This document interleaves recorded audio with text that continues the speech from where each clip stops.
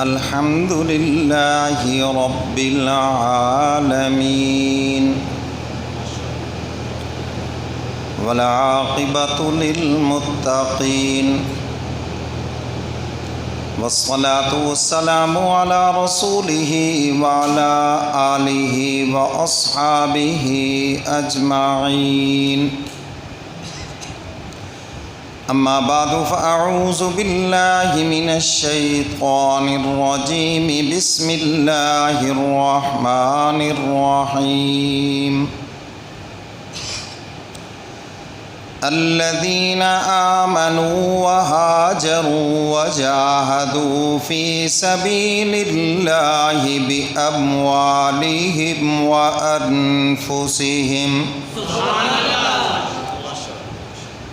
وأنفسهم أعظم درجة عند الله وأولئك هم الفائزون صدق الله مولانا العظيم وصدق رسوله النبي الكريم ونحن على ذلك من الشاهدين والشاكرين والحمد لله رب العالمین۔ یا الہی جب تک کہ میرے جسم میں میری جان رہے، میرے مولا تجھ پہ صدقے کہ تیرے محبوب پہ قربان رہے۔ میں رہوں یا نہ رہوں مگر یہ دعا ہے دل کی کہ دین احمد رہے اور عزت قرآن رہے۔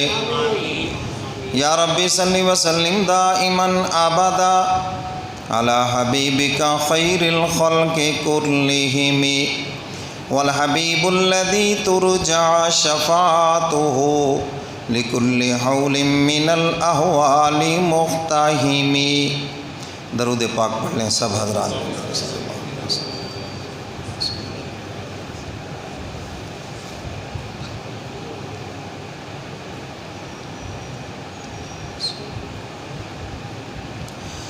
میرے واجب الاحترام معزز حاضرین، کئی جمعوں سے شہادت کے حوالے سے گفتگو چل رہی ہے۔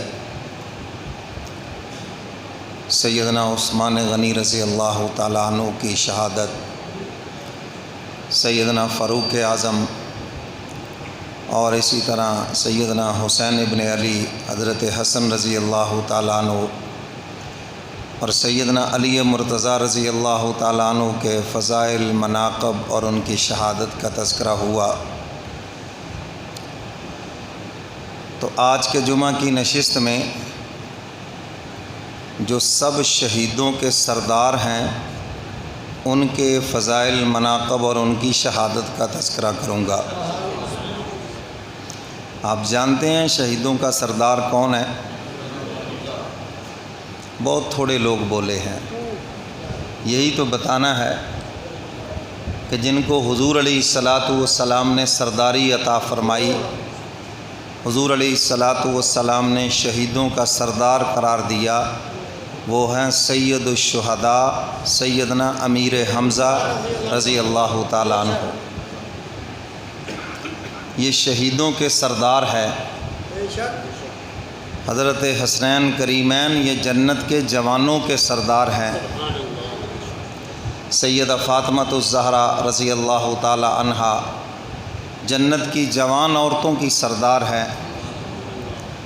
تو اسی طرح تمام شہیدوں کی جو قیادت ہے، تمام شہیدوں کی جو سرداری ہے، وہ حضور علیہ السلام کے چچا سید الشہداء سیدنا امیر حمزہ رضی اللہ تعالی عنہ کے مقدر کے اندر آئی ہے۔ میرے محترم سامعین، یہ جو آیات کریمہ آپ حضرات کے سامنے تلاوت کی ہیں، اللہ تعالیٰ نے ان آیات میں حضرات صحابہ کرام کا مقام بتلایا ہے۔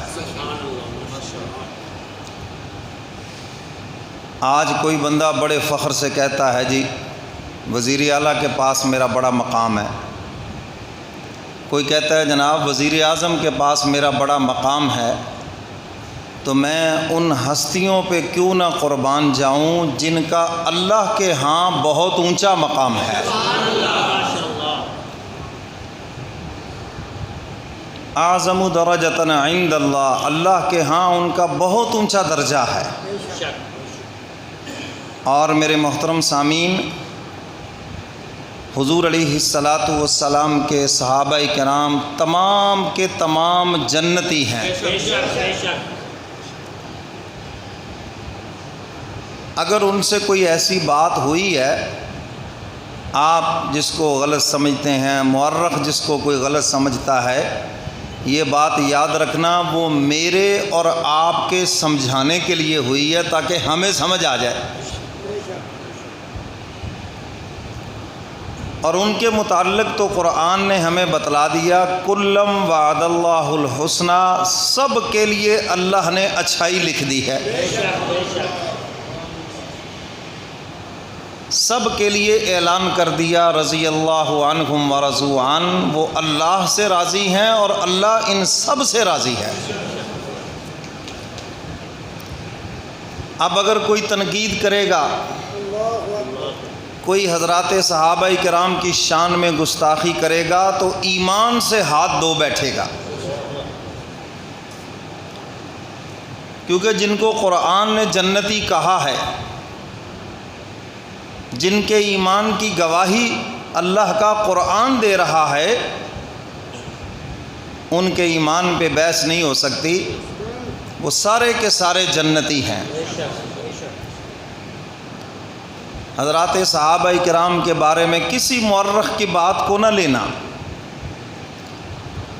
کسی تاریخ کے چیتڑوں کا حوالہ نہ لینا، بلکہ جب آپ اللہ کا قرآن پڑھیں گے تو بات واضح ہو جائے گی، اولئک ھم المفلحون، یہ سارے کے سارے کامیاب ہیں۔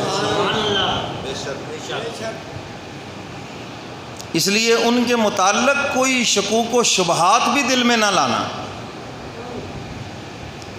اور اصحاب رسول یہ اللہ کا انتخاب ہے، آج اپنی محنت سے کوشش سے نیک بن سکتا ہے، غوث قطب ابدال جو کچھ بھی ہے سب بن سکتا ہے، لیکن یہ یاد رکھنا کہ کوئی بھی صحابی نہیں بن سکتا۔ وہ آنکھیں کہاں سے لاؤ گے جنہوں نے ایمان کی حالت میں حضور کا دیدار کیا ہے؟ وہ حضور کے شاگرد ہیں، حضور کے تربیت یافتہ ہیں، حضور کے جانثار ہیں۔ اگر کوئی ان کی توہین کرتا ہے وہ حضور کا براہ راست دل دکھاتا ہے۔